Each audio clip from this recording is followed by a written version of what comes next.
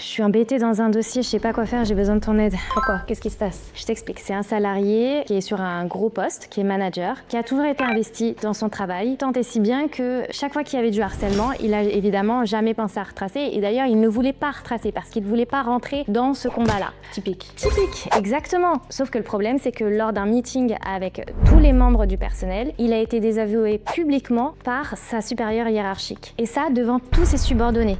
C'est la honte, clairement. Il n'a pas assumé, il s'est mis tout de suite en arrêt maladie. Le problème, c'est que sans prendre mon conseil préalablement, il a sollicité tout seul une enquête interne. Laisse-moi deviner. FBI? Eh oui, la fausse bonne idée. Évidemment, parce que il s'est tiré une balle dans le pied. L'employeur, qui est une grosse marque de luxe très connue, a extrêmement bien fait les choses. Il a mené une enquête interne objective en interrogeant tous les salariés par un cabinet indépendant. Donc je n'ai plus aucun moyen de venir contester la viabilité, l'objectivité de cette enquête interne. Et le résultat de cette enquête interne, c'est qu'il n'y a aucun harcèlement. Aïe aïe aïe, comment tu vas faire? Eh ben, je suis assez embêtée parce que là maintenant le salarié est toujours en arrêt maladie, mais je n'ai plus de levier pour tenter la négo puisque je n'ai aucun manquement de l'employeur. Et surtout, il n'a jamais rien retracé, donc je n'ai rien maintenant et je n'ai rien avant. Donc si tu es dans une situation difficile, pense à retracer, documente, ne reste pas sans preuve. Et avant de lancer une enquête interne, va directement en parler à ton avocat. Vous mettrez en place ensemble une stratégie de défense.